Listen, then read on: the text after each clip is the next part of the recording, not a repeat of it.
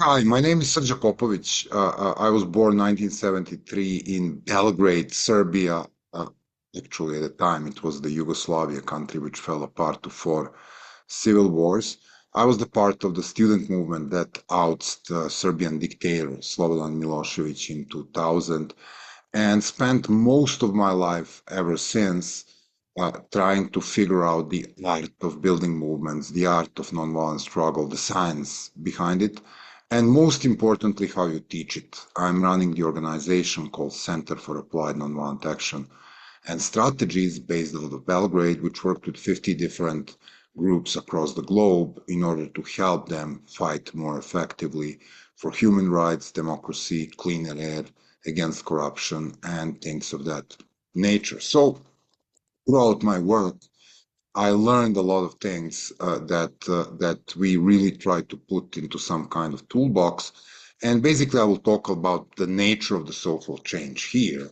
And I think this is the main topic, whether we are talking about a democracy, semi-democracy, autocracy, we need to figure out what makes social change.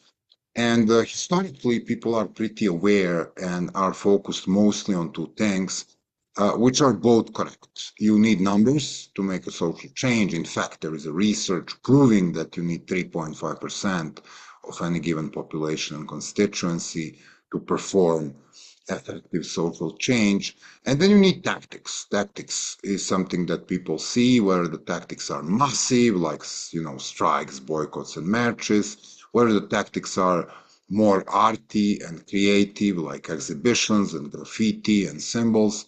And people sometimes see also what we call activism, this idea that you can make tactics with a grain of humor and make your opponent look either stupid or weak. In fact, we documented 460 different creative tactics, which you can find on websites www.tactics for change. Getting into substance, the real nature of social change, and this is something I learned working with people, but also meeting amazing academics, people like Gene Sharp or Erica Chenoweth, and people who are really researching this from the academic perspective, is understanding the engine, the mechanism behind the social change. Looking into this engine, we see three pillars or three holy trinity of success in a nonviolent social struggle. The first one is related to unity and vision. The second one is related to planning. The third one is related to discipline, most notably nonviolent discipline. So let's say you want to change something in your community, you want to change something in your society. You basically start as a small group of like-minded people. So one thing is a no-brainer, growth. You take a look at your phone, you mobilize the people who think alike, and this is how you are building numbers. Then you want to do something and you stage a street protest or a petition or, put a billboard and stuff like that. Uh, Majority of movements start with tactics. What movements really need is to figure out the nature of the change, their landscape of the social change, and start working on what we call the vision and unity. So, what is this thing that will be different if you win? Can you formulate this thing? Anti this movement, anti that movement are less likely to succeed in the movement that bring the clear alternative. So, if you're into activism, your first question is not what's wrong, but what will be better if my vision is there, if I'm the Harry Potter or the Hermione Granger for a day. Second part is, of course, understanding that you are not traveling alone. If you want numbers, you will need to recruit, work with, and cooperate the people who are not like you. Most successful movements move from extreme positions to the mainstream positions. Successful social movements built from the middle. Figuring out who are the people on the fence, figuring out who are the people who are yet to be mobilized is the key in this process. Then the third step is, of course, planning. You need to identify the pillars, the institutions that you want to change. You need to start with those that are more accessible to your group and continue to those who are more important. And this is how you build the strategy. This is where you stop and read Art of War by Sun Tzu and learn that strategy without tactics is the longest way to victory, though tactics without strategy is just the noise before defeat.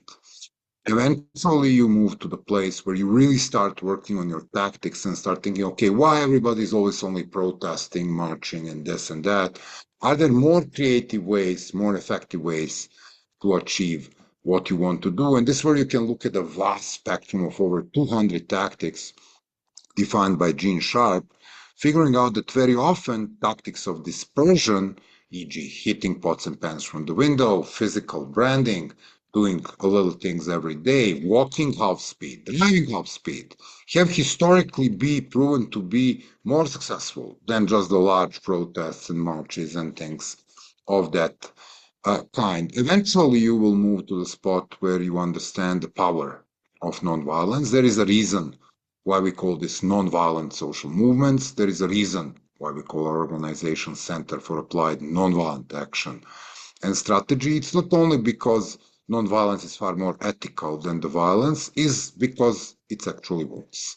So if you take a look at the history, if you take a look at the research, there's a great book called Why Civil Resistance Work, where you will actually find a proof that the nonviolent social movements are twice more likely to produce social change than the violent social movements. Why? Because they are more likely to attract participation. So if there are demonstrations in the park, and I think they will be peaceful, I'll probably bring the wife and my two kids. My kids love protests.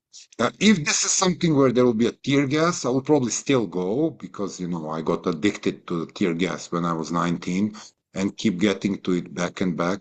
But I won't certainly bring my wife and kids. So you lost 75% of the participation from my household. And if this is something where crazy people will throw Molotovs and burn cars, and there will be bullet shot, I probably won't go. So understanding that the way you are structuring your movement, your commitment to your violence, training of the people to stay nonviolent, it's not only there because of your opponent, it's because you're appealing to the large and more device group. Eventually, once you figure out that this is the toolbox you need, there are amazing books you can read, there are amazing people you can meet. The world is full of people who are trying to reinvent the wheel when it comes to the nonviolent struggle, starting with small organizations like Chenoweth, growing to the bigger organizations like HRF and Oslo Freedom Forum, is where you really want to look if you want to connect with your activist family. Good luck in changing the world.